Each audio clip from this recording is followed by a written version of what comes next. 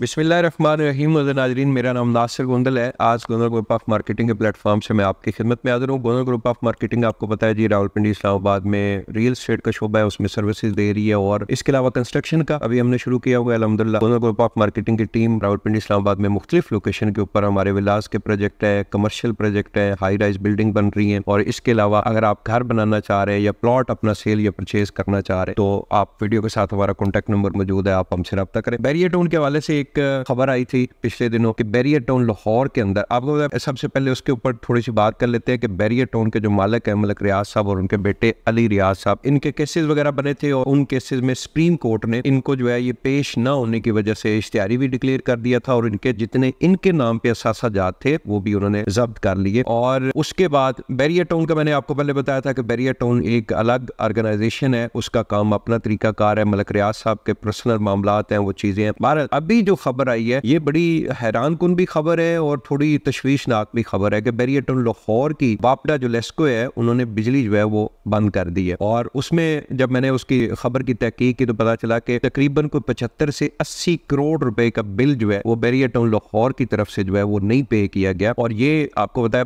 75 से 80 करोड़ रुपए जो बिल है ये 1-2 महीने का तो बिल नहीं हो सकता। इसका मतलब ये है कि बैरियर टाउन लाहौर की जो मैनेजमेंट है वो इस वक्त जो है वो अपने मेंबरान का ख्याल नहीं रख रही। आपको बताया बैरियर टाउन के जितने भी रहायशी जिन लोगों ने बैरियर टाउन के अंदर घर बनाया था, प्लॉट भी महंगा लिया, फिर उसके बाद जो यूटिलिटीज चार्जेस है वो भी महंगे दिए, फिर जो पर मंथ जो है वो बैरियर टाउन के रहायशी जो अपनी मैनेजमेंट को पे कर रहे हैं वो भी अच्छे खासे ड्यूज होते हैं। और मेरे ख्याल में कोई 65 से 70 रुपए फी यूनिट के हिसाब से बिजली जो है वो रहायशियों को दी जा रही है, जबकि वापडा का रेट तो मेरे ख्याल में 25-30 रुपए यूनिट है। तो ये सारा प्रॉफिट उन लोगों को इस वजह से लिया जा रहा था उन अपने मेंबरान से कि उनको लोड शेडिंग का मसला नहीं था, उनको बिजली जो है वो फ्राहम की जा रही थी 24 आवर। तो अभी ये वाले जो इश्यूज बन रहे हैं ये बैरियर टाउन के लिए या बैरियर टाउन के जो मेंबरान है या बैरियर टाउन के जो रहायशी है उनके लिए बड़ी तशवीशनाक खबर है कि 75 से 80 करोड़ रुपए बिल मेंबरान की तरफ से तो पे कर दिया गया। बैरियर टाउन की मैनेजमेंट जो है इसमें उन्होंने सुस्ती दिखाई है, जो भी मामला हुए तो बैरियर टाउन की बिजली जो है वो ग्रिड स्टेशन बंद कर दिया गया जो बैरियर टाउन को बिजली देता था। तो ये वाले मामलात बैरियर टाउन के लिए अभी बड़े अजीब से कुछ लग रहे हैं क्योंकि लोगों ने एक ब्रांड समझ के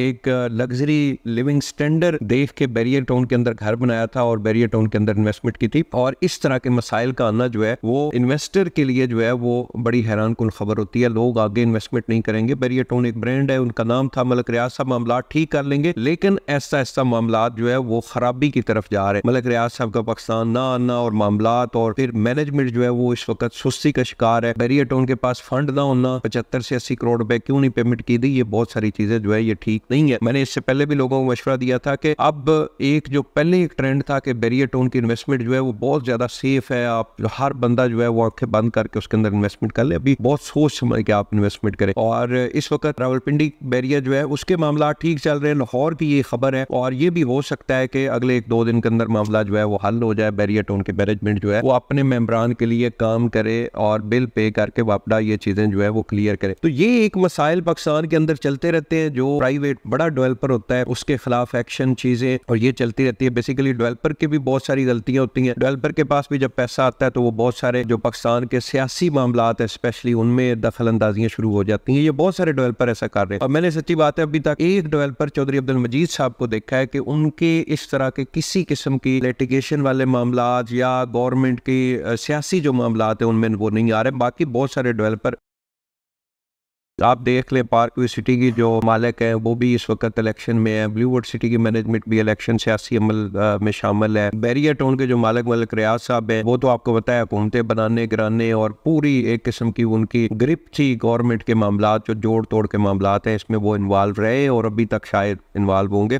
तो मेरे ख्याल में डेवलपर को इन सियासी मामला से हट के अपने मेंबरान के लिए सोचना चाहिए। जिन लोगों ने उनके ऊपर ट्रस्ट किया होता है, अपनी जमा पूंजी जो है उनके प्रोजेक्ट के अंदर इन्वेस्टमेंट की होती है, उनका तो अफस जो है वो यकीनी बनाना चाहिए। तो ये चीजें चलती भी रहती हैं मामलात। आपको बताया बैरियर टाउन के शुरू से जब से बैरियर टाउन जो है वो मलिक रियाज साहब ने उस वक्त जो है बैरियर टाउन जो नाम रखा था इसके ऊपर बहुत सारे मसाइल बने थे, फिर आगे चलते रहे। मेरे ख्याल में उनकी सारी जिंदगी जो है इन मसाइल के साथ साथ ही गुजरी है। इन मसाइल का उनको हल भी पता है, अच्छा गुमान रखना चाहिए मलिक रियाज साहब। और ये मेरी वीडियो बनाने का मकसद ये भी नहीं था कि आप बैरियर टाउन के अंदर इन्वेस्टमेंट ना करें, लेकिन मैं सिर्फ और सिर्फ थोड़ा सा आपको जो है वो एक आगाह करना चाह रहा था कि हालात अभी बहुत सारे चेंज भी होते रहते हैं, तो अभी आप सोच समझ के अपनी इन्वेस्टमेंट करें। DHA इस वक्त बहुत जबरदस्त अच्छी इन्वेस्टमेंट है। इस्लामाबाद, रावलपिंडी या बाकी शहरों में DHA को कभी प्रॉब्लम नहीं होगा। तो मोस्ट वेलकम जी। इस यूट्यूब चैनल के ऊपर हम लोग जो थोड़ी बहुत इन्फॉर्मेशन होगी वो शेयर करते रहते हैं। मकसद सिर्फ यही होता है कि आप लोग अपनी इन्वेस्टमेंट जो है उसके लिए आपको एक अच्छा नॉलेज, अच्छी इन्फॉर्मेशन आपको मिलती रहे, ताकि आपकी इन्वेस्टमेंट जो है वो आपके लिए फायदा मंद साबित हो। बहुत बहुत शुक्रिया।